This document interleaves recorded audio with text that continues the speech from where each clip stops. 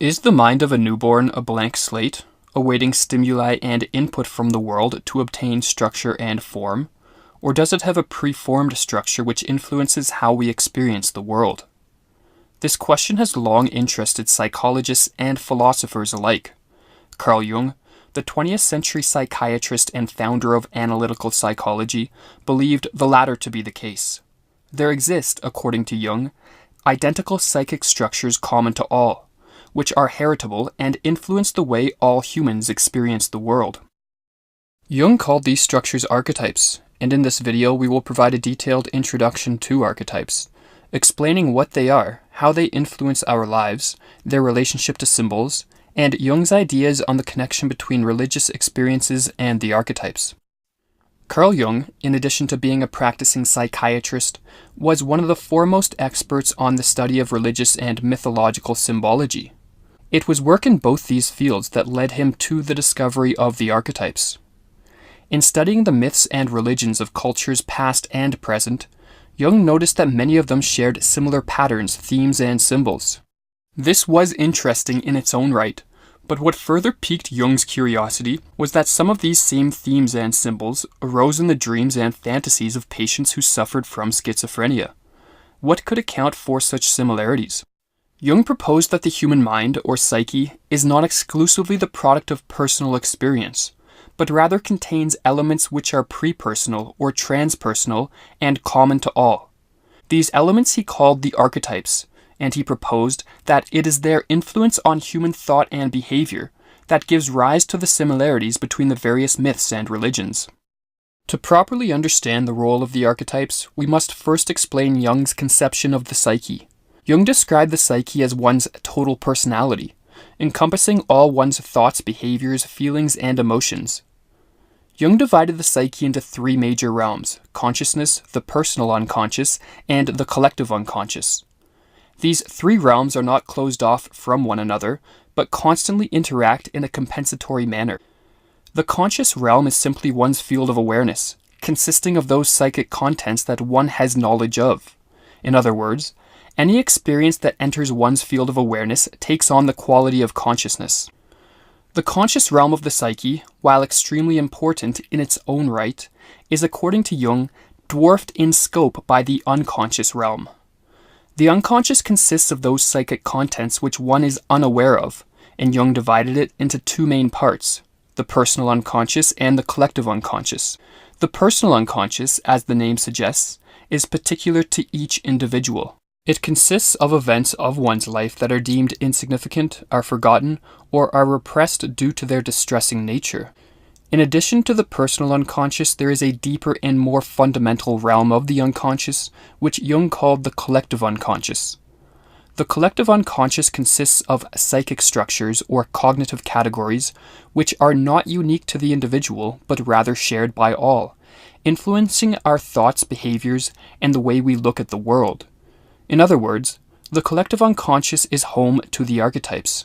As Jung put it, from the unconscious there emanate determining influences, which, independently of tradition, guarantee in every single individual a similarity and even a sameness of experience, and also of the way it is represented imaginatively.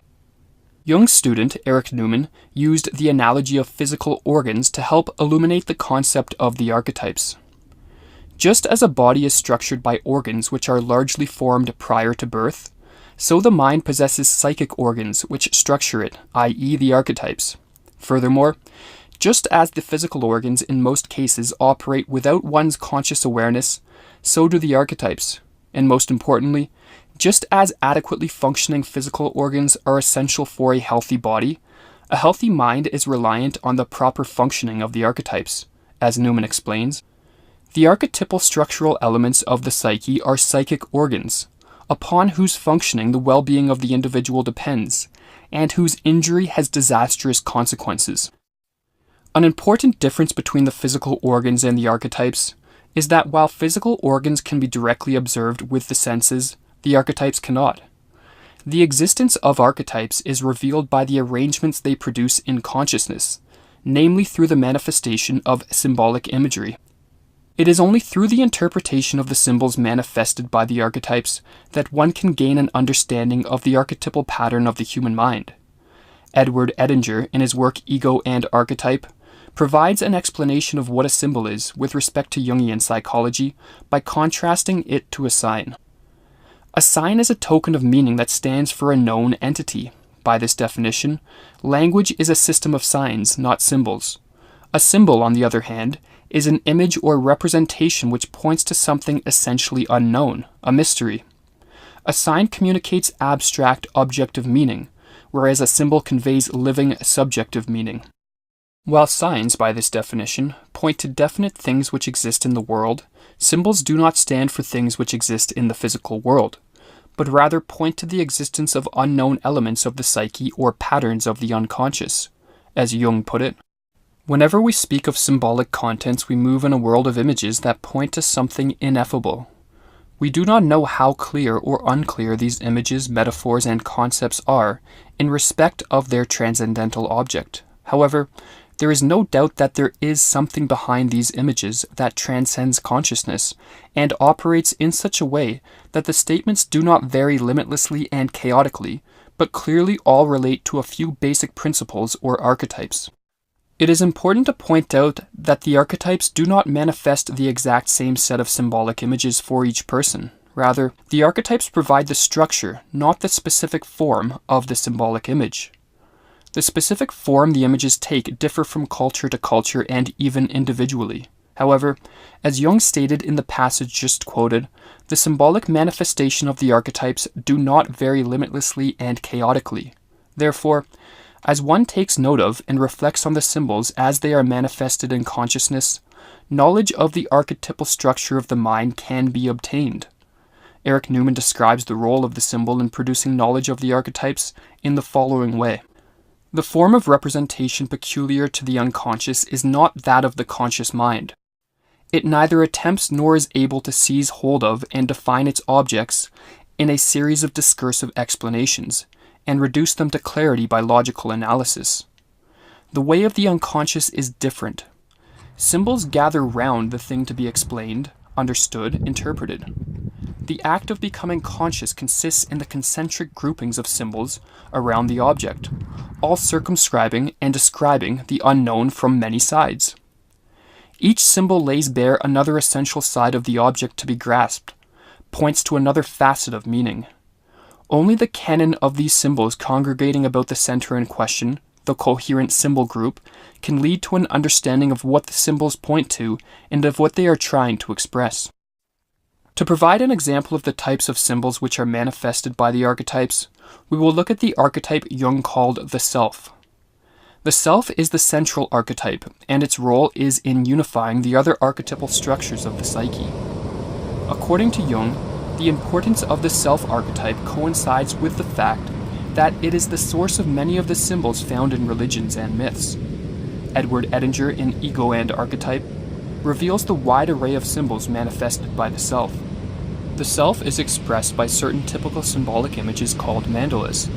All images that emphasize a circle with a center and usually with the additional feature of a square, cross, or some other representation of quaternity fall into this category. There are also a number of other associated themes and images that refer to the self, such themes as wholeness, totality, the union of opposites, the central generative point, the world navel, the axis of the universe, the elixir of life.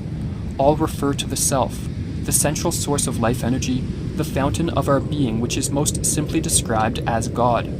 Indeed, the richest sources of the phenomenological study of the self are in the innumerable representations that man has made of the deity. What is interesting to realize is that Jung believed the various representations of deities in myths and religions, both past and present, were at root symbolic manifestations of the self-archetype. However, Jung did not in any way mean this as a reduction of God to a product of man's mind, rather, as he wrote, "This is certainly not to say that what we call the unconscious is identical with God or is set up in his place. It is simply the medium from which religious experience seems to flow. As to what the further cause of such experience may be, the answer to this question lies beyond the range of human knowledge. Knowledge of God is a transcendental problem." Throughout Jung's life, he struggled with the question as to what the ultimate source of the archetypes was. At times, he suggested they arose in an evolutionary manner and were subject to change over long periods of time. The following passage reflects this view. Man possesses many things which he has never acquired, but has inherited from his ancestors. He is not born as a tabula rasa, he is merely born unconscious. But he brings with him systems that are organized and ready to function in a specifically human way, and these he owes to millions of years of human development. However, Jung also had sympathy with the idea that the archetypes may be similar to the Platonic forms, existing as a type of immutable transcendental entity. As Jung wrote at one point, whether this psychic structure and its elements, the archetypes, ever originated at all, is a metaphysical question and therefore unanswerable. Whatever their ultimate source, Jung believed that the archetypes play an immense role in the lives of all individuals. By becoming increasingly aware of the archetypal patterns through the symbols they manifest in the psyche, the individual experiences an expansion of consciousness. Such an expansion, Jung believed, was of paramount importance, for as he put it, man's task is to become conscious of the contents that press upward from the unconscious. Neither should he persist in his unconsciousness, nor remain identical with the unconscious elements of his being, thus evading his destiny, which is to create more and more consciousness. As far as we can discern, the sole purpose of human existence is to kindle a light in the darkness of mere being.